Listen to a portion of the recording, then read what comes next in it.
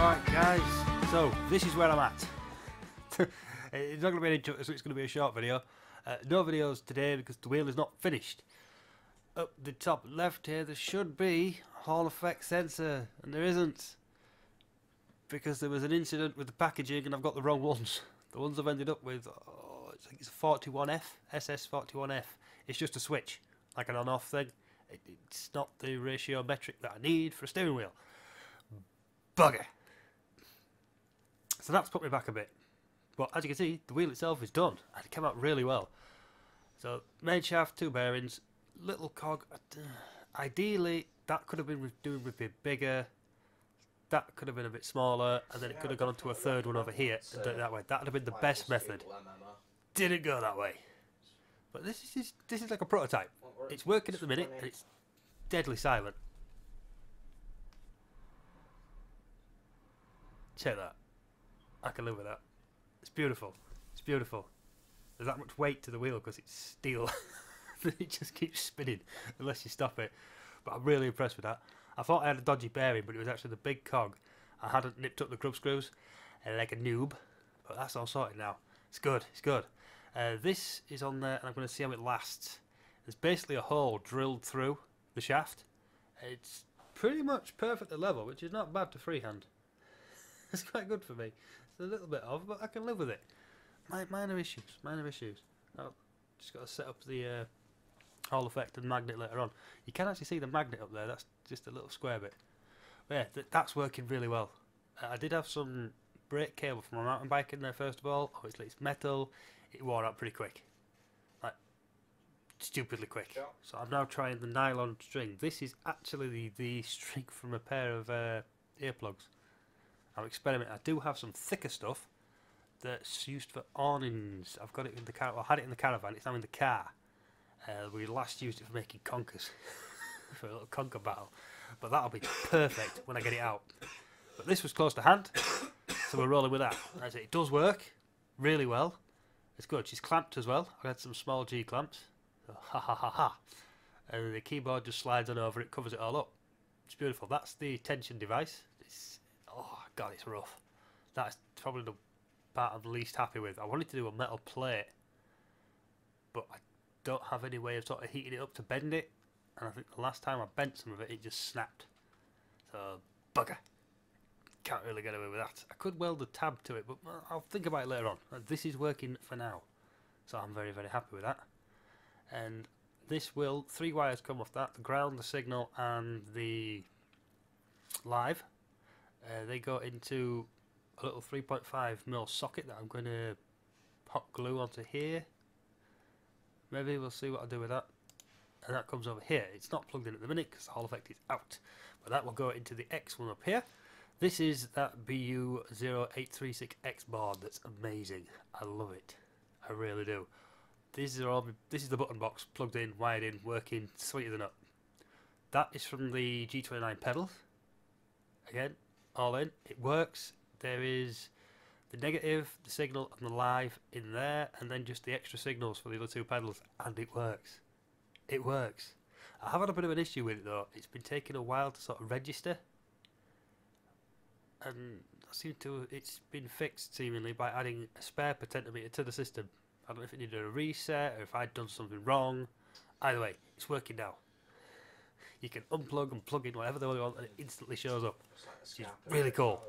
And the fact that the pedals are in there saves me £23.99, 24 quid to get the other adapter, because the shifter is on the adapter and working sweet.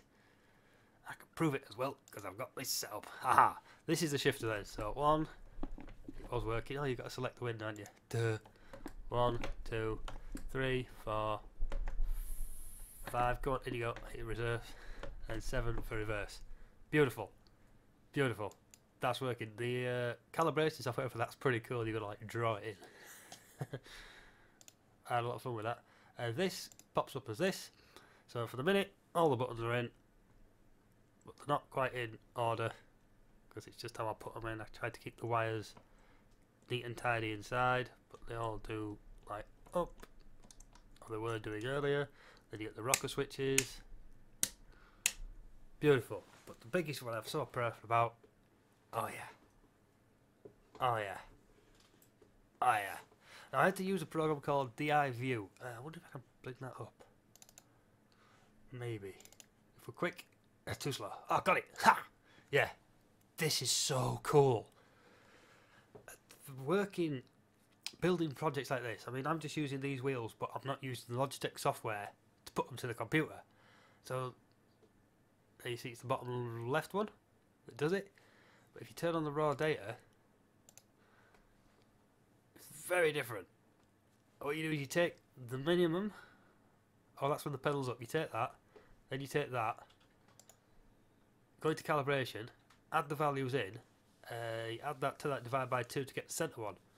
But you can tweak it as well. If I didn't want full travel, or if I wanted to create dead zones, you put in less or more.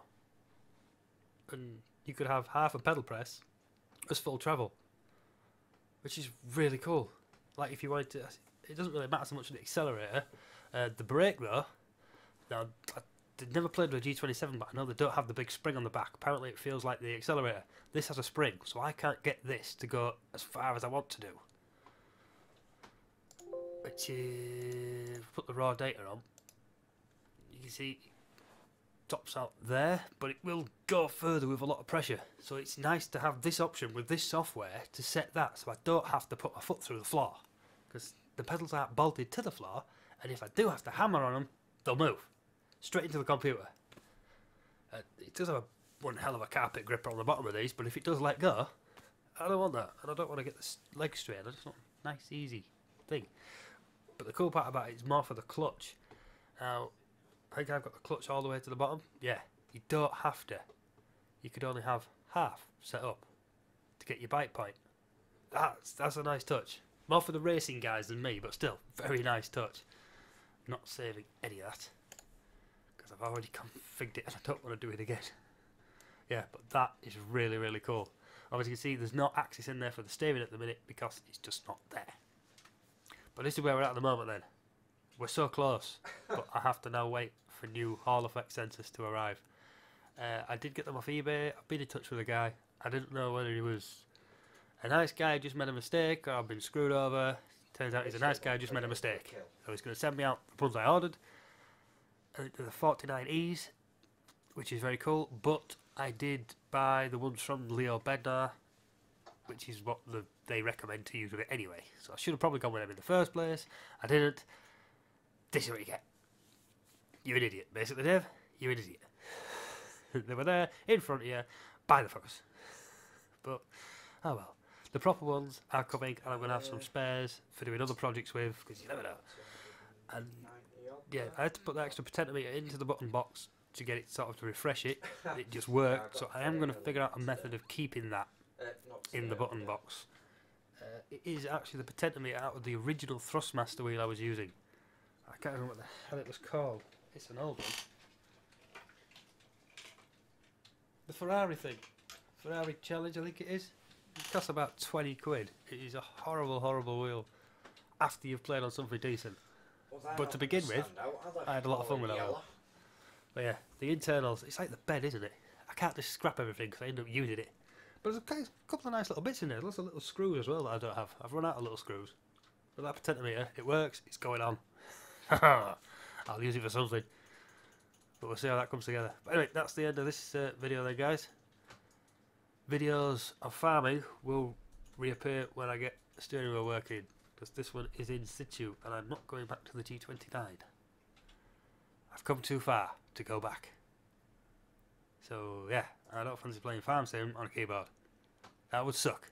That would suck. So we're going to have other things to play and mess about with. But yeah, this is exciting. I mean, I was gutted earlier on. I was gutted when that Hall effect didn't work. Now, I'm really, really happy again. There's a light at the end of the tunnel. And I'm in reaching distance now. And I'm so happy. Literally, all I have to do is get the Hall effect sensors. Or the sensor. I only need the one. I've got the cable already done for this one that has failed. So I just need to plug that back into the board, mount the Hall effect, tweak it, and then tune it in that DI view. And then I'm good. I'm done. I'm done, I'm done, I'm done. That's it. How cool is that? I am so close. All the hard work is done. The fabrication, the fiddling, the fettling. And it's got a self-return mechanism that actually works. Unlike the G29. There's actually progressive resistance from a box of springs that I got. That's so cool. I'm really impressed with how this has turned out, if you can't tell. But anyway guys, I've got it there, so we will catch you next time. Laters.